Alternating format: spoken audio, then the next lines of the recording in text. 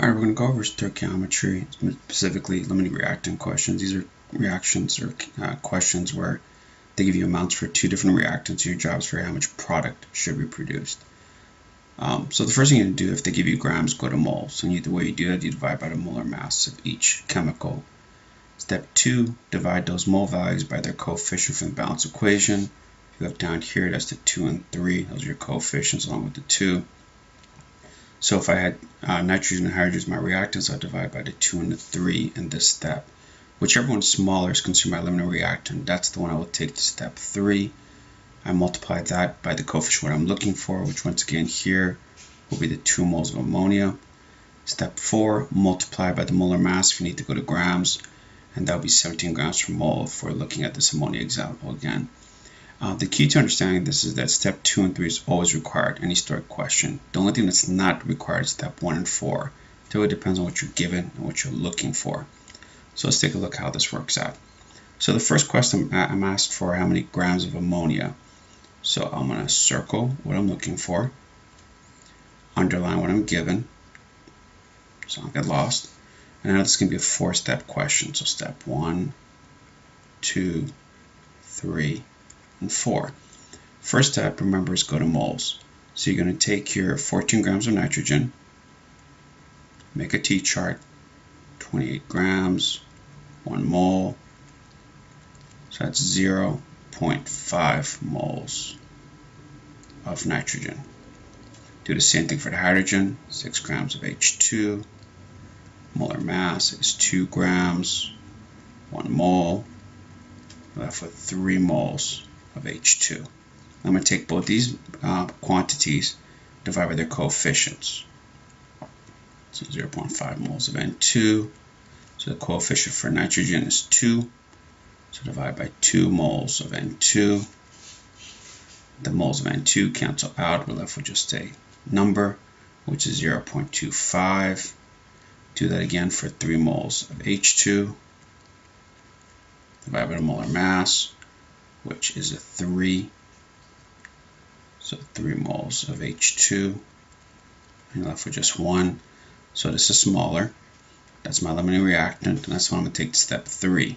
So 3, 0.25, multiply with the coefficient what I'm looking for, 2 moles of NH3, and I'll be getting 0.5 moles of NH3.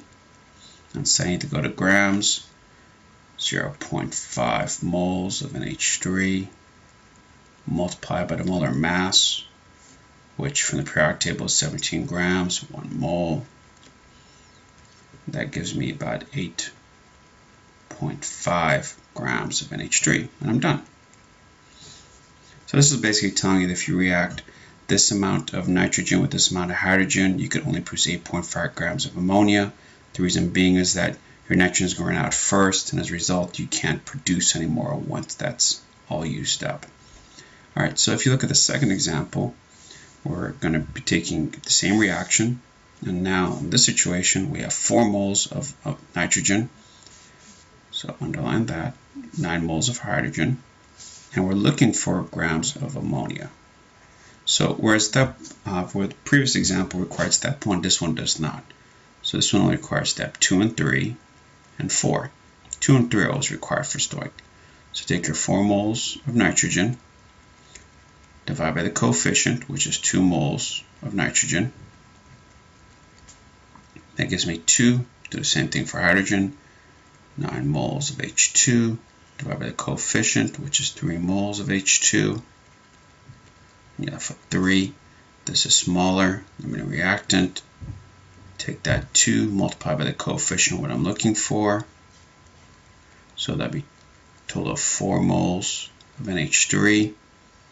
And because I need to go to grams, multiply that 4 moles of NH3 by the molar mass, which is 17 grams, 1 mole, which is 3468 grams of NH3, and you're done. Notice how I always try to identify the chemicals as I go so I don't get lost. That's important to do as well. So step 3, you're going from moles to moles. So we're looking for moles of ammonia. And we're given 8 moles of nitrogen, 6 moles of hydrogen. So step 2 and 3 is the only thing you need. So take your 8 moles of N2, divide by the coefficient, which is 2 moles of N2. That gives you 4. Do the same thing for the hydrogen, 6 moles of H2. Divide by the coefficient, which is 3 moles of H2. That gives me 12, smaller limiting reactant. Take that step 3, 2 times coefficient what I'm looking for, 2 moles of NH3. Gives me a total of 4 moles of NH3, and I'm done because I'm just trying to go from moles to moles. All right, last example, we're going to go from grams to moles. So for this one, same logic. You're looking for moles of ammonia. So there's my circle. Getting 56 grams of nitrogen, 20 grams of hydrogen. So how many steps do I need? Well, I need to go definitely from grams. So step 1, 2, and 3. That's it. So take your 56 grams of N2 to your T chart, which is 28 grams, 1 mole. Gives me 2 moles of nitrogen. Do the same thing with 20 grams of hydrogen.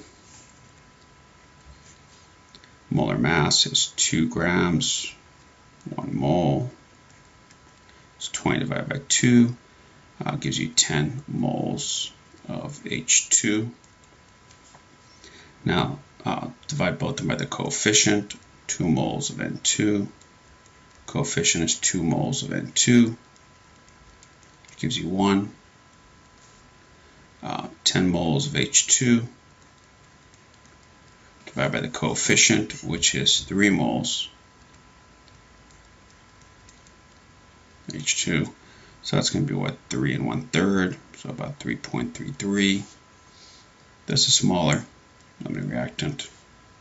1 times the coefficient which you're looking for, which is 2 moles of NH3.